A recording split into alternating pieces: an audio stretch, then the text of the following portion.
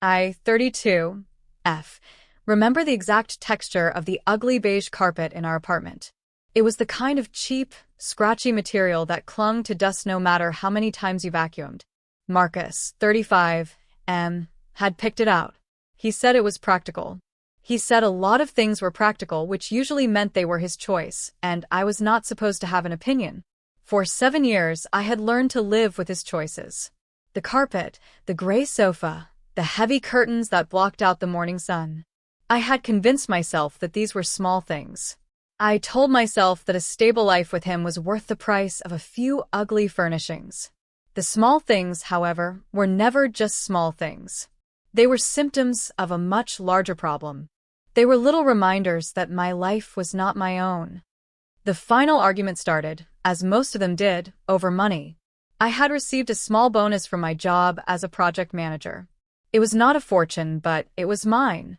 I had earned it after months of working late and managing a difficult client. I wanted to use it to replace the sputtering dishwasher. It was a practical purchase, I thought. It fit his favorite criteria. I brought it up over dinner, a meal I had cooked in a kitchen he had designed without my input. I was thinking we could finally get a new dishwasher, I said, trying to sound casual. Mine was only $400. Marcus put his fork down with a deliberate, heavy sound. Your bonus? He asked. His voice was flat. Yes, I said. It would cover most of it. The one we have now barely works. He stared at me for a long moment. It was a look I knew well. It was the look that said I was being foolish, that I was a child who did not understand the way the world worked. Clara, we have talked about this, he said. We are saving for important things. A new dishwasher is not an important thing. The dishes are not getting clean, I said, my voice smaller than I wanted it to be. I have to wash half of them by hand after they go through a full cycle. It wastes water and time. Then you should rinse them better before you put them in, he said, as if the solution was just that simple. It is about being disciplined. You need to learn financial discipline. That was his favorite phrase. Financial discipline. He used it whenever I wanted to buy something that was not on his approved list. My clothes were not disciplined. My desire for a vacation was not disciplined. My suggestion that we buy fresh vegetables instead of frozen was, according to him, a perfect example of my lack of fiscal restraint. Meanwhile, he had a collection of expensive watches and a membership to a golf club he visited twice a year. Those, he explained, were investments. They were part of building his image for his consulting business. His success, he often reminded me, was our success. Therefore, his expenses were our investments, and my expenses were frivolous drains on our future. It is my bonus, Marcus, I said, a flicker of defiance rising in me. I earned it, and it goes into the joint account, he said. Like we agreed. Everything we earn is for our future together.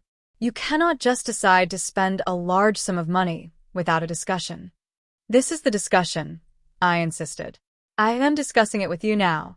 No, he said, shaking his head slowly. You are not discussing.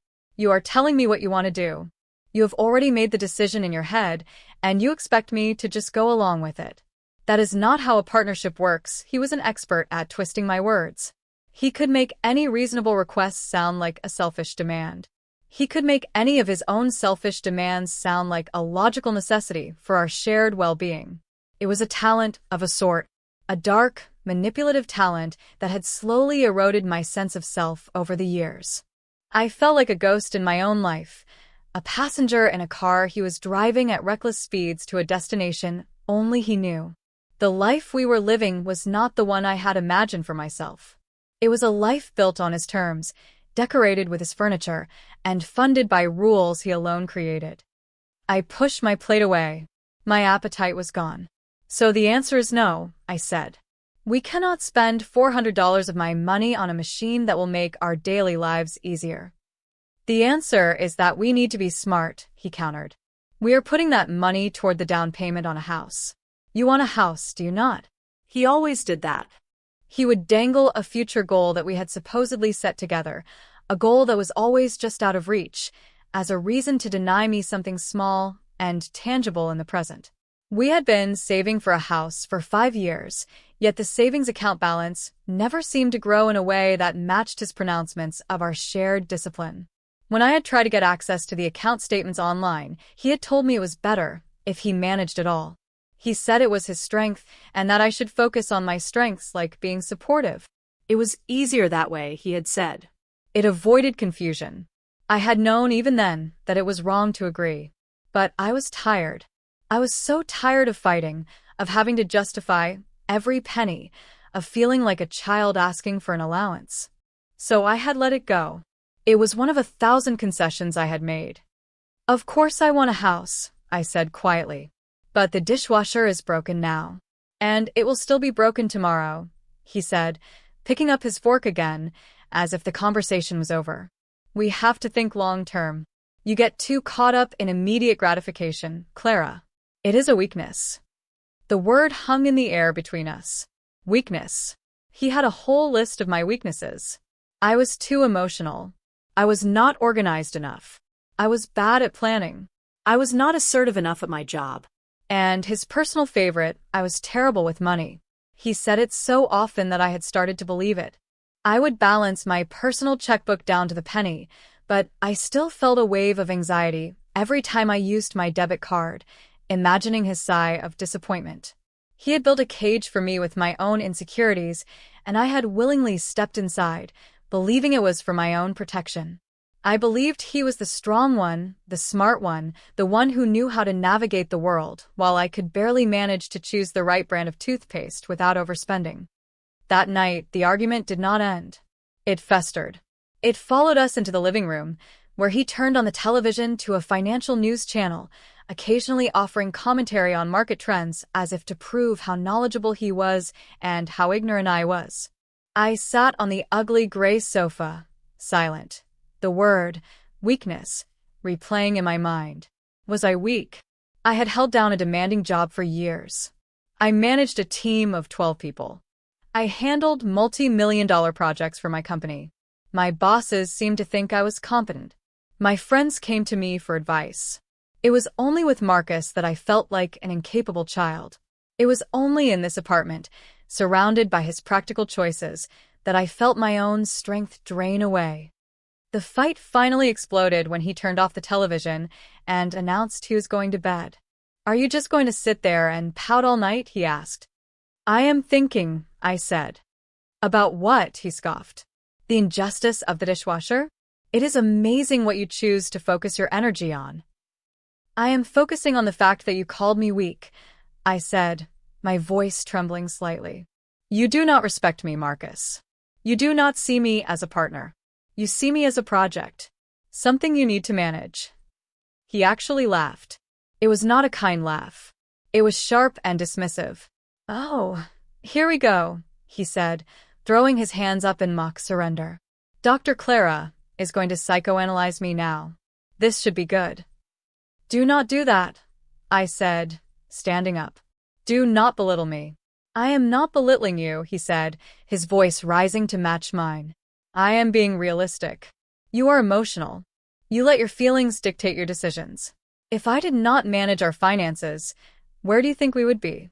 We would be in debt, with a fancy new dishwasher and nothing in the bank. You need me to be the logical one. You need me to provide structure." "I do not need you to control me," I shot back. "I am a grown woman. I have a good job. I am perfectly capable of managing my own life." And that is when he said it.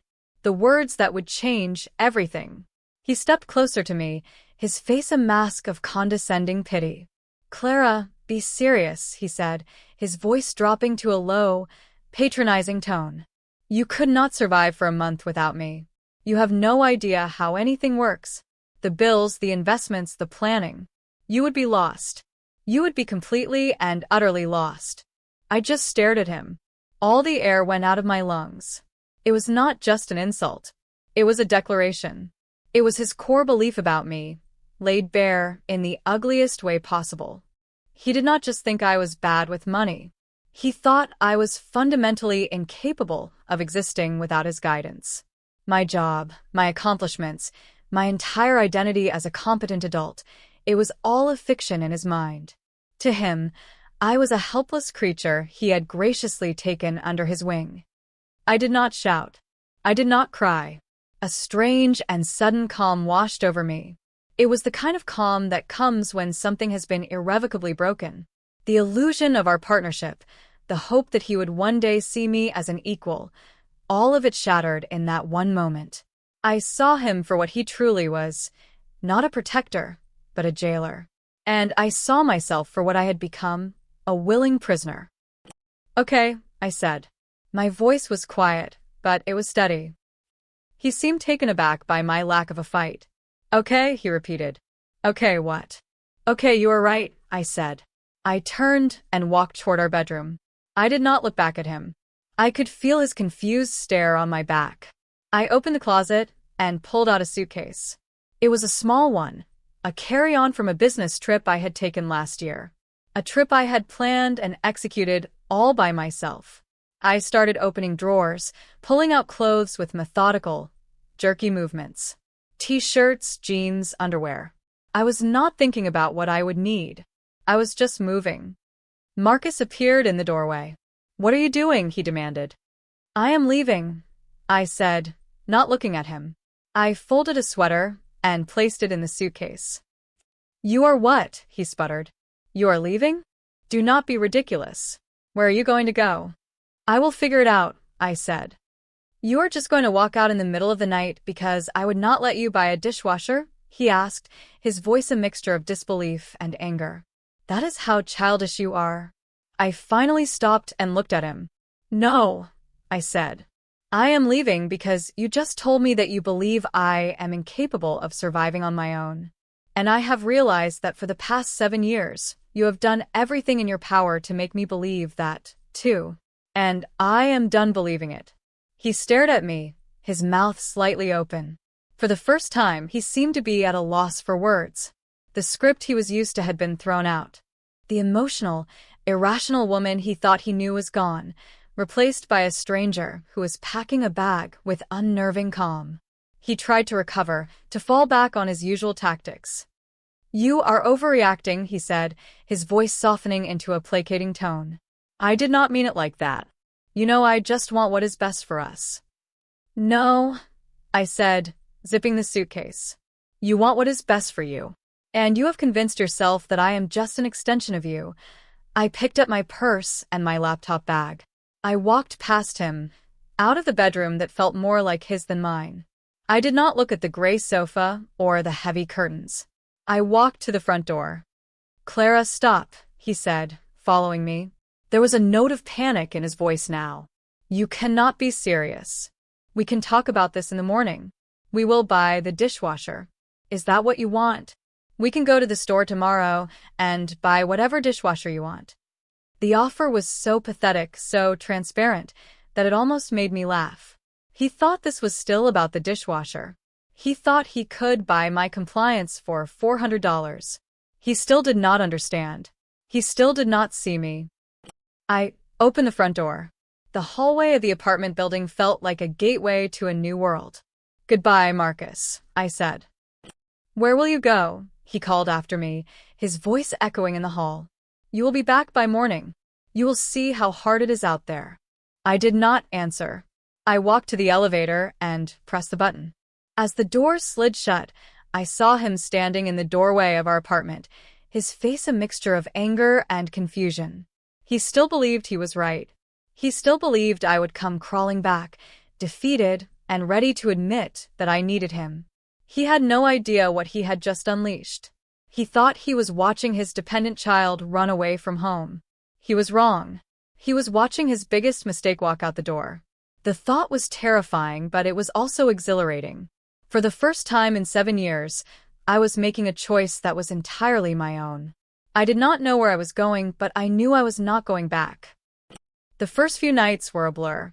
I stayed at a cheap hotel near the airport, the kind with thin walls and the faint smell of disinfectant. I called my best friend, Chloe, from the hotel room, my voice shaking as I told her what had happened. She did not say, "I told you so," though she would have been well within her rights to. For years, she had watched Marcus chip away at my confidence, making gentle comments about how he spoke to me, how he seemed to control every aspect of our lives. I had always defended him, making excuses, saying she did not understand our dynamic. "Oh, Clara," she said, her voice full of warmth and concern. "I am so sorry you went through that.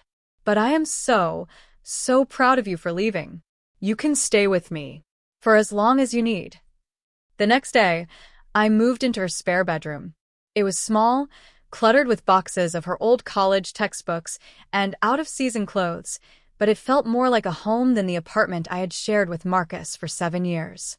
It was a space where I could breathe. Chloe was the complete opposite of Marcus. She was vibrant and encouraging. She made me tea, listened for hours as I poured out all the hurt and frustration I had kept bottled up, and she never once told me I was overreacting. "He is a classic manipulator," she said one evening as we ate takeout pizza on her living room floor. "He needed you to feel small so he could feel big. It had nothing to do with you and everything to do with his own insecurity." Hearing it from her, stated so plainly, was like a light turning on in a dark room.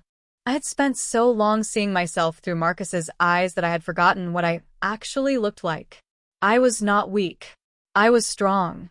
I had endured his constant criticism and condescension for years. That was a form of strength, even if it was a misguided one. Now, it was time to use that strength for myself. The first week was about logistics. I called my boss and explained that I was going through a personal emergency and needed to work from home for a few days. He was incredibly understanding. I opened a new bank account at a different bank, one Marcus had no connection to. I had my paycheck direct deposited there. I went through the painful process of calling credit card companies and having my name removed from our joint accounts. Each call felt like severing another tie, another step toward freedom. It was during this process that I made a startling discovery. I had always assumed that my salary, which was substantial, went into our joint savings account. Marcus handled the transfers, and I trusted him. When I looked at the detailed statements for the joint checking account, from which he was supposed to be moving our savings, I saw that the transfers were much smaller than they should have been. A significant portion of my income was simply unaccounted for. It was not going into the savings account we were supposedly building for our house. I felt a cold, knot of dread form in my stomach. Where was the money going? I started digging deeper, pulling up years of old statements. It was a painstaking process, but a pattern began to emerge. Every month, a few days after my paycheck was deposited, there were several large withdrawals. They were not transfers to our savings. They were payments to credit cards I did not recognize, to loan companies I had never heard of. And there was one recurring payment, a very large one, to something called M-Corp Properties. I did not know what M-Corp Properties was, but I knew what the M stood for. Marcus. It had to be. My mind raced. Had he started a side business without telling me? Was he investing in real estate? But that did not make sense. He was always talking about how tight money was, how we had to be disciplined. Chloe helped me investigate. She was a genius at finding information online. We sat at her kitchen table, our laptops open, fueled by coffee and a growing sense of outrage. She found it within 10 minutes. M-Corp Properties was a limited liability company registered to one person, Marcus. Its official business address was the same as his consulting firm's office downtown. My blood ran cold. His consulting firm, the one he was so proud of, the one whose image required expensive watches and golf club memberships, was housed in an office building. I had been there a few times for company Christmas parties. It was a nice building, old but well-maintained, in a prime part of the city. "What does this mean?" I asked Chloe, my voice barely a whisper. "Why is he paying his own company with our money?" "I do not know," she said, her brow furrowed in concentration. "But it is not good. It looks like he was using your income to pay his business expenses. He was essentially making you fund his company while telling you that you were the one who was bad with money." The betrayal was so profound, so audacious, that I could barely process it. He had not just belittled me. He had actively stolen from me. He had used my hard work to finance his life and his business, all while lecturing me on the importance of fiscal discipline. The house we were saving for, the future he was always talking about, it was all a lie. The money was not for us. It was for him. He was propping up his business with my salary. The anger came then, hot and sharp. It burned away the last vestiges of sadness and fear. I was not just a woman who had left a bad relationship.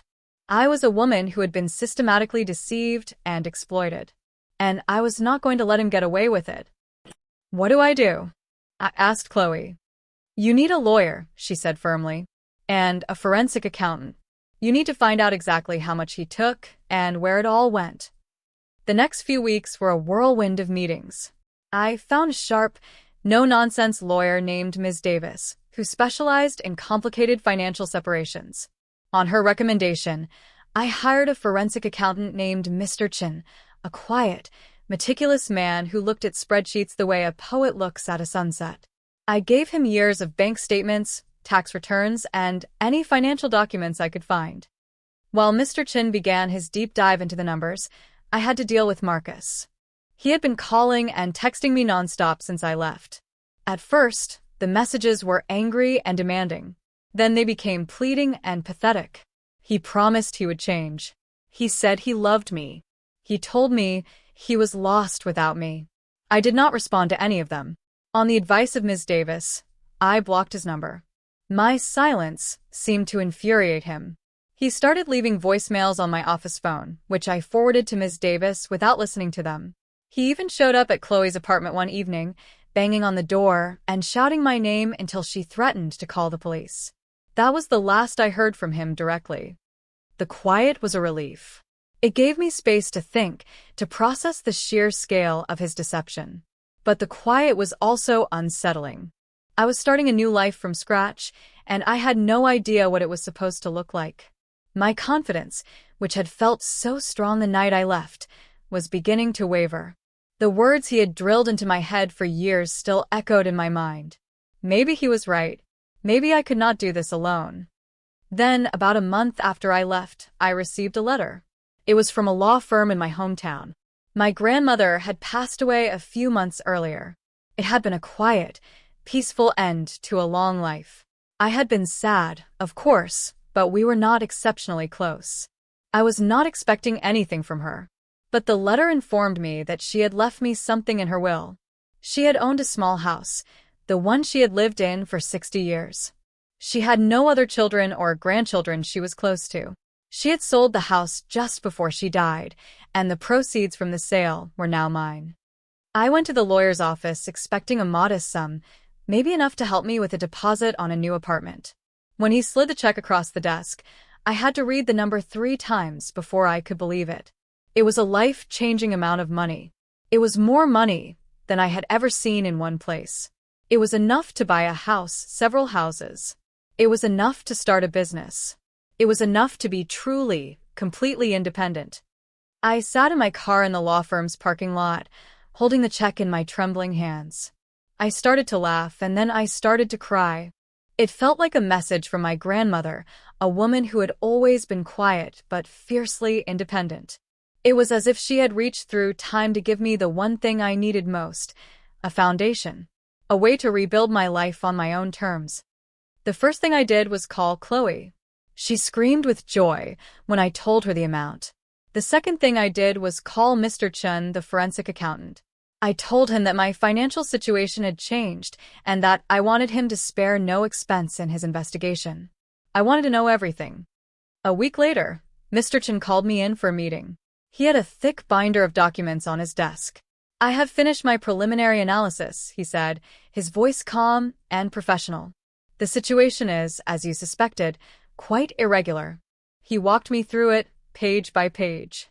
It was worse than I could have imagined. Marcus had not just been using my income to pay his business expenses.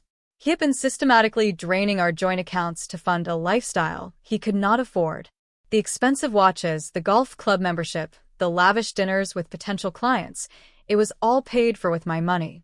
His consulting business was not the success he pretended it was. In fact, it was failing.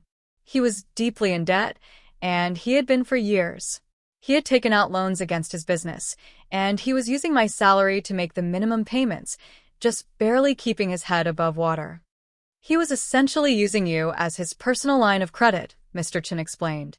A line of credit that he never intended to pay back. He pointed to a specific section of the report. And this is the most concerning part. The payments to M Corp Properties. That is the limited liability company he set up. He was paying rent for his office space to his own company. It is a way to move money around and make business expenses look larger than they are for tax purposes. It is a common but legally dubious practice. So, he was paying himself rent with my money, I said, the words tasting like ash in my mouth. Precisely, Mr. Chin said. But there is more. I looked into the ownership of the building where his office is located. M Corp Properties does not own the building. It is just a tenant like everyone else. The building is owned by a larger commercial real estate company. Then he delivered the final, devastating piece of information. And according to public records, his lease is in default. He is several months behind on his rent. The real rent, the one he is supposed to be paying to the building's owners.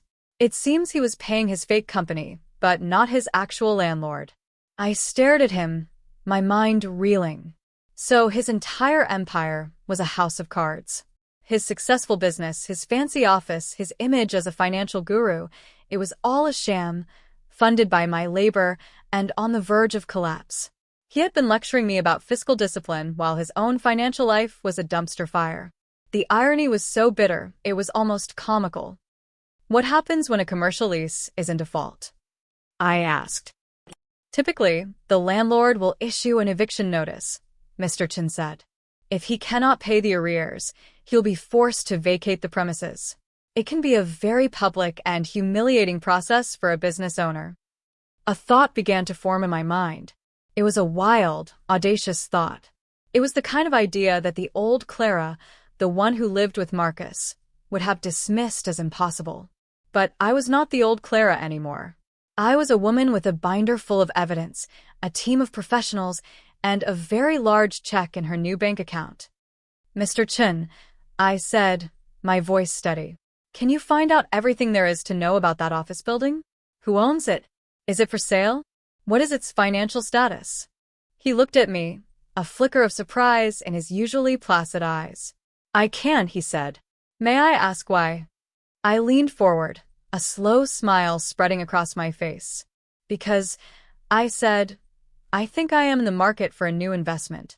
The next phase of my life was a crash course in commercial real estate.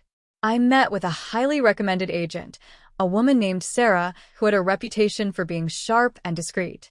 I explained my situation in broad strokes. I told her I was a private investor looking to acquire a specific property and that the transaction needed to be handled with the utmost confidentiality. When I told her which building I was interested in, her eyes lit up. The Wellington Tower, she said. Interesting choice. The owners have been looking to offload it for a while now. They are an out-of-state investment group, and it has become more trouble than it is worth for them. The building is underperforming. Underperforming? I asked. What does that mean? It means the occupancy rate is low, and some of the current tenants are not paying their rent on time, she said, pulling up a file on her tablet. She scrolled for a moment, and then stopped. Here we go. Yes. The tenant in Suite 700 is significantly in arrears. A consulting firm called Marcus Thorne Consulting. I kept my face a perfect mask of neutrality. Is that so? I said. Yes, Sarah continued, oblivious to the bomb she had just dropped. It is a problem. When a major tenant defaults, it affects the building's overall valuation. It makes it harder to sell. The owners are getting desperate. They might be open to a creative offer, especially from a cash buyer who can close quickly. A cash buyer. The words echoed in my head. Thanks to my grandmother, that is exactly what I was. The pieces were all falling into place. It felt like fate. It felt like justice. Sarah and I spent the next 2 weeks doing due diligence. We reviewed the building's financials, the tenant rolls, the maintenance records, the inspection reports. It was a mountain of paperwork, but I devoured every page. I learned about HVAC systems, property taxes, zoning laws, and capitalization rates. The work was complex and demanding, and I loved it. For the first time, I felt like I was in control of my own financial destiny. I was not just managing a project for someone else's company. I was building my own future. The building was, as Sarah had said, underperforming. It was old and needed some cosmetic updates, but the bones were good. The location was excellent. The problem was not the building itself, but the absentee landlords who had neglected it. With a little investment and proper management, it could be a very profitable enterprise. And it had one major, glaring problem that I was uniquely positioned to solve: the deadbeat tenant in Suite 700. After a week of intense analysis, Sarah and I put together an offer. It was an aggressive offer, well below the original asking price, but it was all cash and we promised a fast, uncomplicated closing. I was terrified.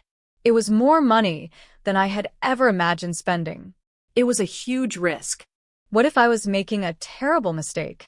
What if Marcus was right and I was just bad at this? I called Chloe in a panic the night before we submitted the offer. "I cannot do this," I said, pacing back and forth in her spare room. "This is crazy. Who am I to buy an office building?" "You are Clara," she said, her voice firm and reassuring. "You are a brilliant project manager who handles multi-million-dollar budgets for a living. You are a woman who just inherited a small fortune and is smart enough to invest it wisely instead of blowing it on shoes. And you are a woman who is about to get the most epic revenge in the history of breakups. You are not crazy. You are a boss. Now call Sarah and tell her to send the offer." Her words were the push I needed. I took a deep breath, picked up the phone, and gave Sarah the green light.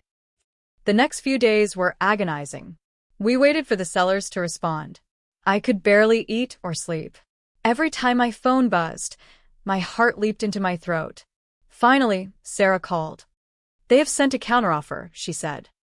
My stomach dropped. "Is it bad?" "It is not bad at all," she said, and I could hear the smile in her voice. They barely budged. "They want this deal to happen, Clara. They want out." We countered one more time, a small increase just to show good faith. They accepted. Just like that, I was under contract to buy a 12-story office building in the heart of downtown. The closing was scheduled for 3 weeks later. It was all happening so fast I could barely keep up. During those 3 weeks, I was a whirlwind of activity. I worked with Ms. Davis to set up my own limited liability company to be the official owner of the building. We decided to call it Clara Vista Properties. I liked the sound of it. It meant clear view, and that is what I finally had. I worked with a property management company to get them up to speed so they could take over the day-to-day operations as soon as I took ownership. I arranged for inspections, appraisals, and title searches. There were 100 small details to manage, 100 potential problems to solve. I handled all of it. I was good at it. It was just like managing a complex project at work, only this time the project was my own life. The day of the closing, I was so nervous I felt sick. I sat in a sterile conference room at the title company, surrounded by stacks of documents. Sarah was beside me, calm and professional. Ms. Davis was on the phone, listening in to make sure everything was in order. I signed my name over and over again, on deeds and transfer documents and escrow instructions. Each signature felt heavier than the last. Finally, the title agent looked up and smiled. "Congratulations, Ms. Evans," she said. "You are now the owner of the Wellington Tower." I walked out of the building and into the bright afternoon sun. I felt dizzy. I owned a building, an actual, physical building made of steel and glass and concrete. It was mine. I looked down the street, in the direction of the tower, my tower. It was time to pay a visit to my tenant. I did not go that day. I wanted to savor the moment. I wanted to let the reality of what I had done sink in. I went back to Chloe's apartment, and we opened a bottle of expensive champagne, one that Marcus would have called a frivolous expense. We toasted to my grandmother, to new beginnings, and to the satisfying taste of justice. The next morning, I dressed carefully. I chose a dark gray suit, a power suit that made me feel confident and authoritative. I put on heels that made a satisfying click on the pavement. I looked in the mirror and saw a woman I barely recognized. She was not the timid, uncertain person who had let a man dictate her life for 7 years. This woman was a property owner. She was a boss. I drove downtown and parked in the garage attached to the Wellington Tower. My parking space. I took the elevator up to the 7th floor. My elevator. The doors opened onto a hushed, carpeted hallway. At the far end was a set of double glass doors with a sleek, silver logo that read, Marcus Thorne Consulting. I pushed the doors open and walked in. The receptionist, a young woman I did not recognize, looked up from her desk. "Can I help you?" she asked. "I am here to see Marcus Thorne," I said. My voice was even and calm. "Do you have an appointment?" she asked, her fingers poised over her keyboard. "No," I said. "But I am sure he will want to see me. Just tell him Clara is here." She looked skeptical, but she picked up her phone and murmured my name into the receiver. A moment later, her eyes widened slightly. "He will see you," she said, sounding surprised. "His office is just down the hall, last door on the right."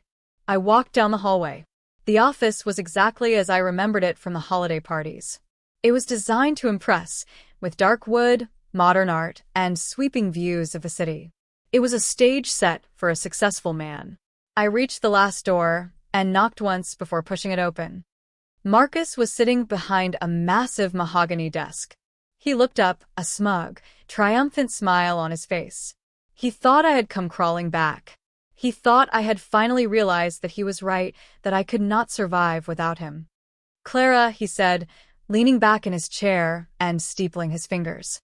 "I have to admit, I am surprised. I thought your little tantrum would last at least another week. Did you finally come to your senses?" "I am here now."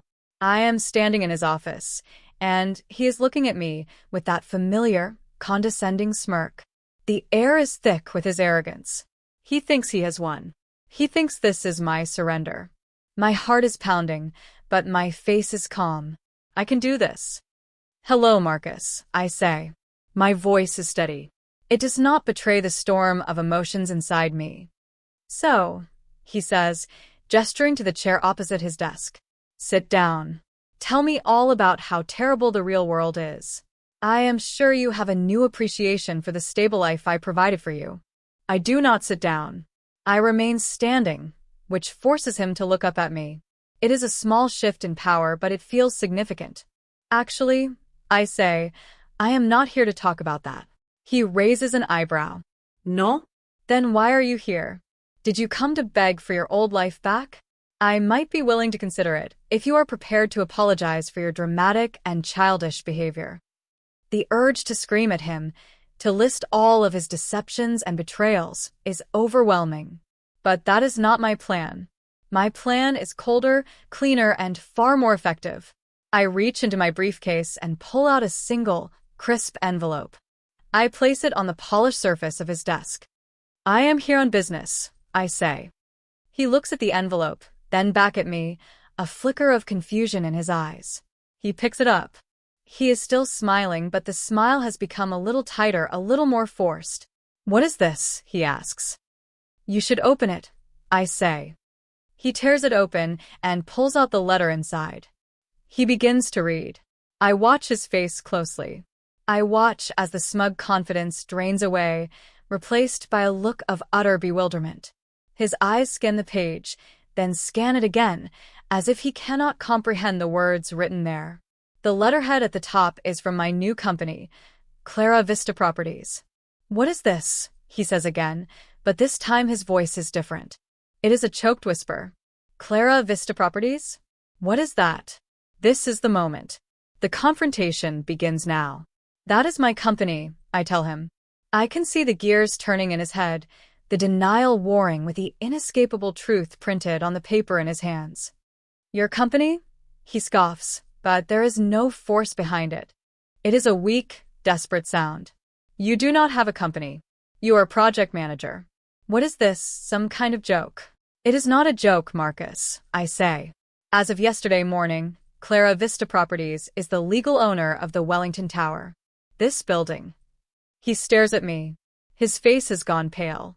His mouth opens and closes, but no words come out. He looks from the letter to me, then back to the letter. The reality of the situation is crashing down on him, and it is a brutal, beautiful thing to witness.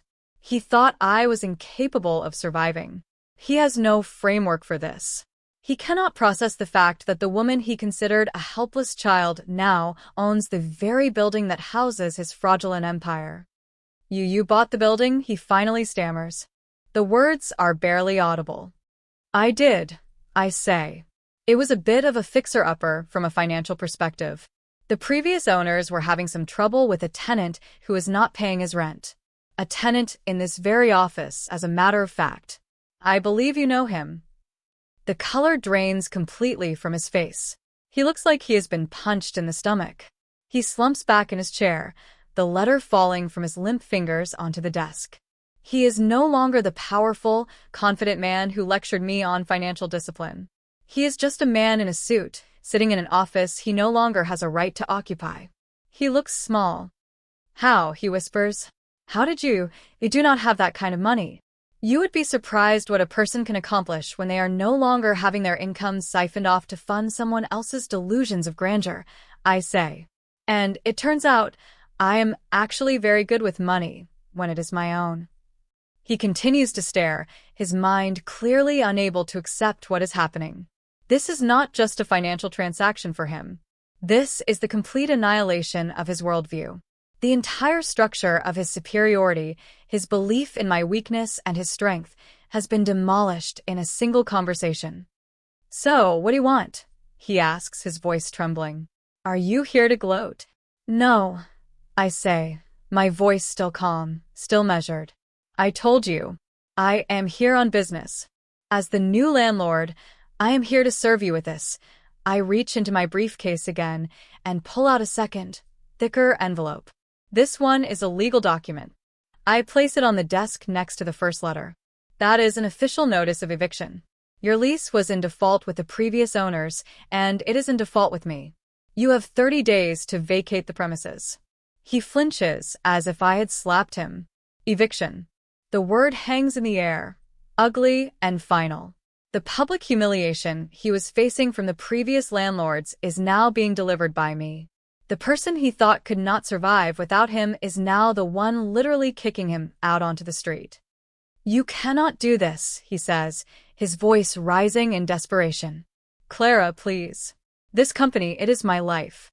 It is all I have. You should have thought of that before you used my life to pay for it, I say. The ice in my voice is absolute. There is no pity left in me for this man. He burned it all away, with his lies and his condescension. We can work something out, he pleads, standing up now, his hands outstretched. I can pay you back. I will pay you the back rent.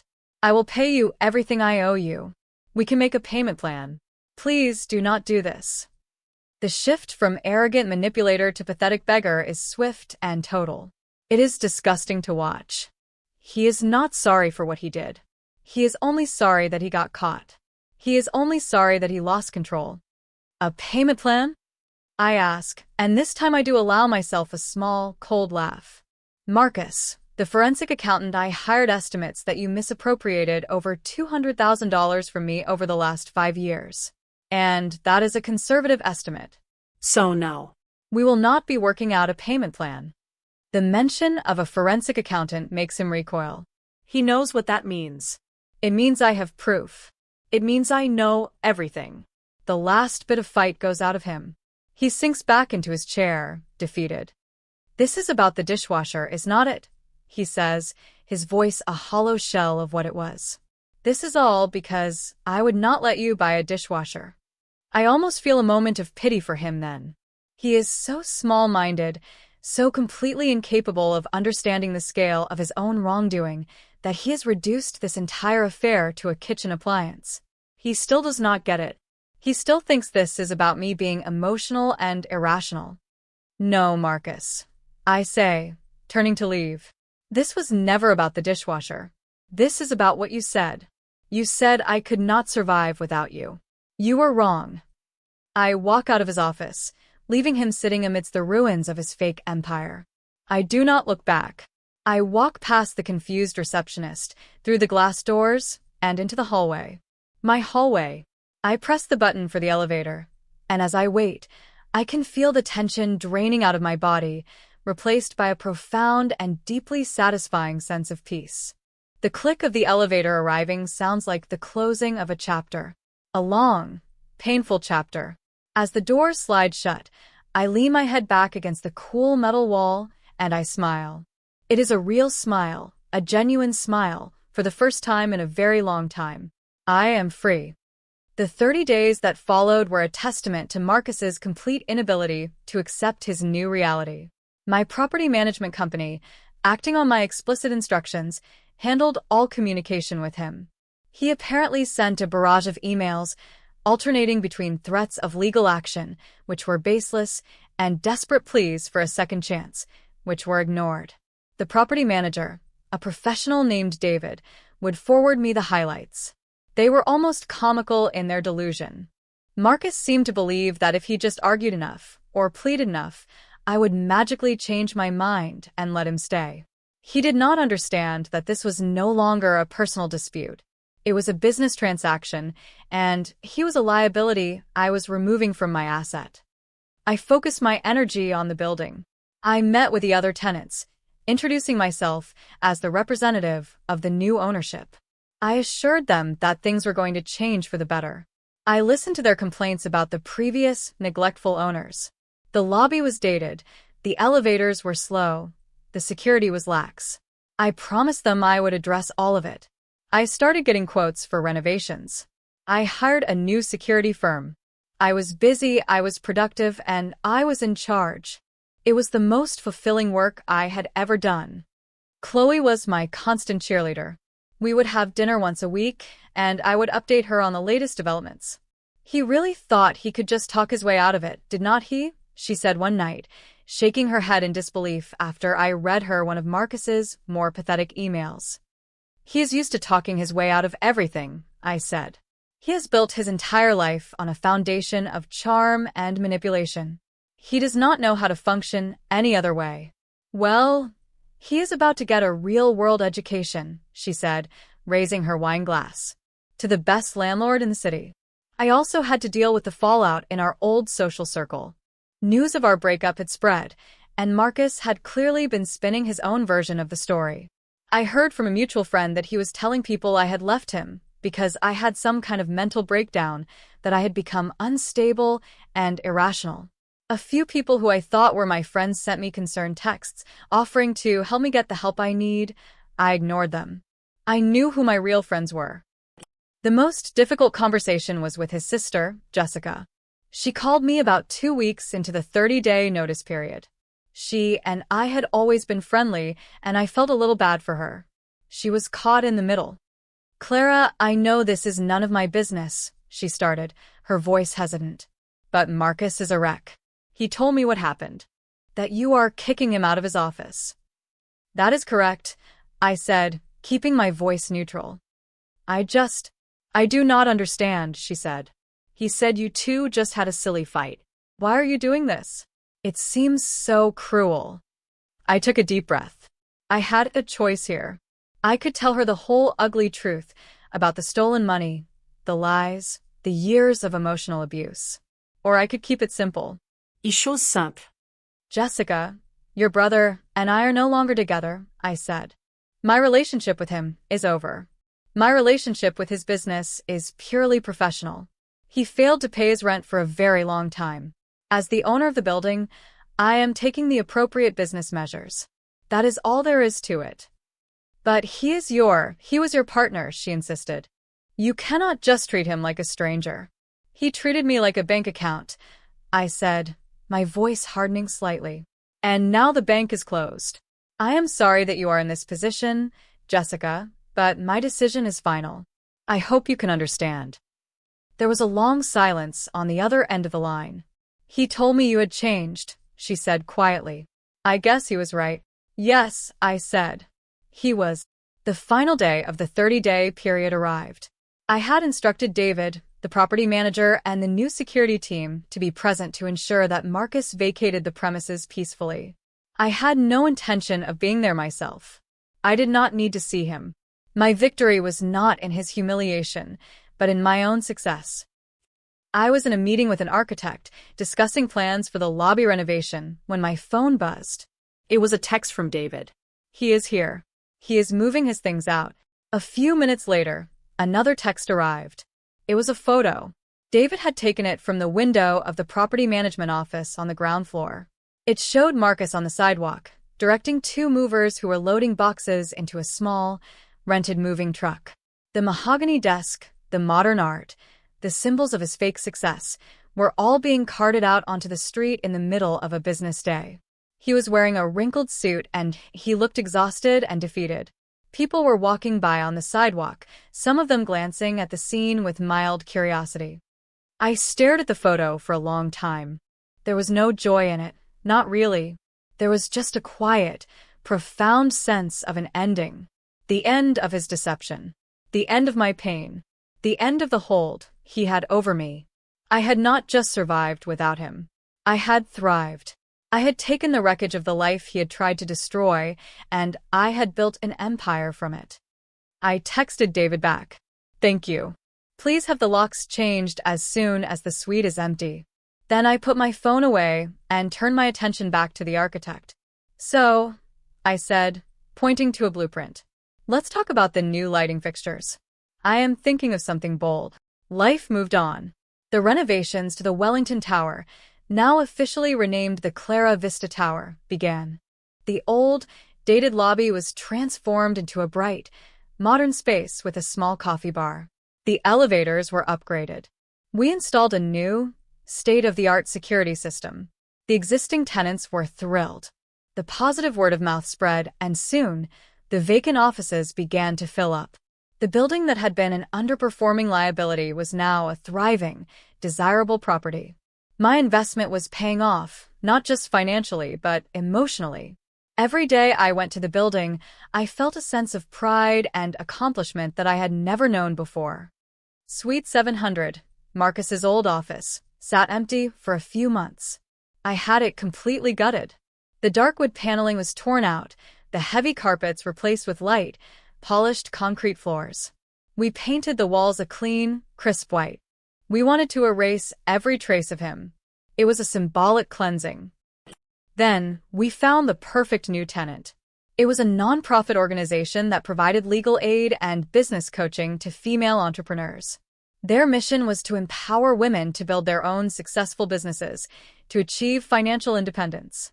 The irony was so perfect, so cosmically beautiful, that I almost cried when their director, a brilliant and passionate woman named Maria, told me what they did.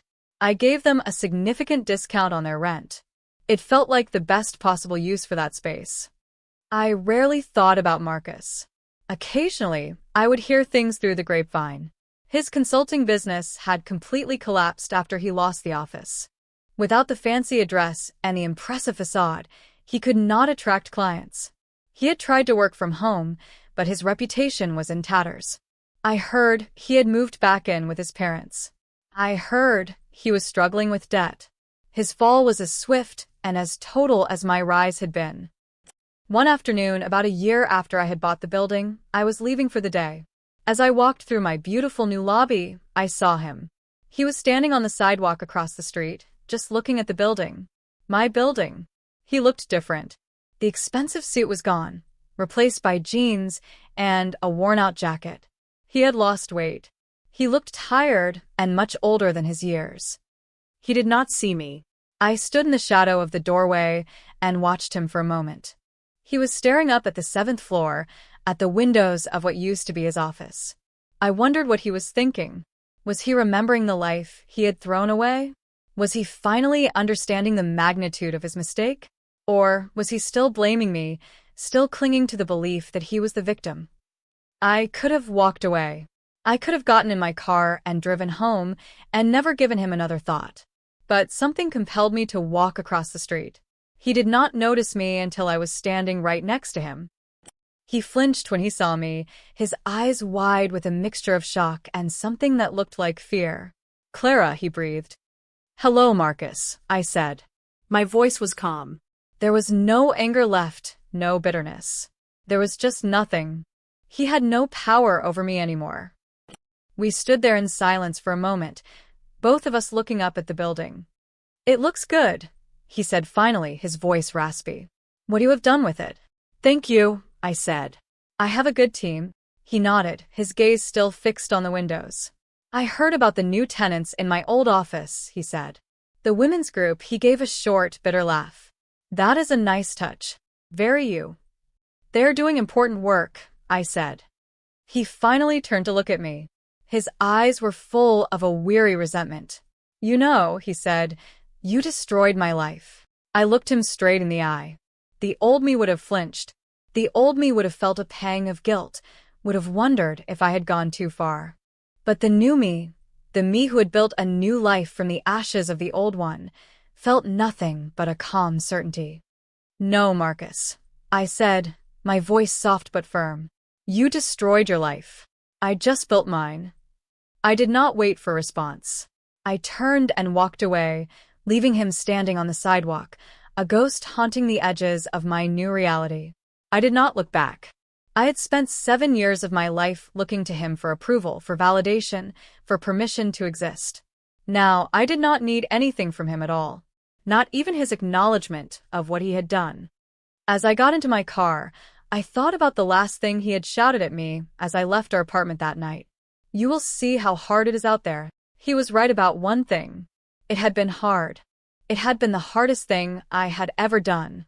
But he had been wrong about everything else. He thought the hardship would break me. He did not realize that some things are not meant to be broken. They are meant to be forged. The fire I had walked through had not consumed me.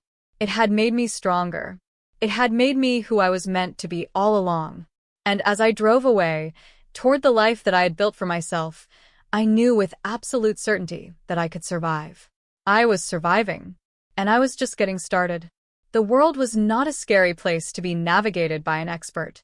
It was a place of endless possibility, and for the first time, I was the one drawing the map. The view from here was clear. It was finally beautifully clear. And it was all mine. The satisfaction was not loud or explosive. It was a quiet, steady hum in my own heart. The hum of a well-run machine. The hum of a life in balance.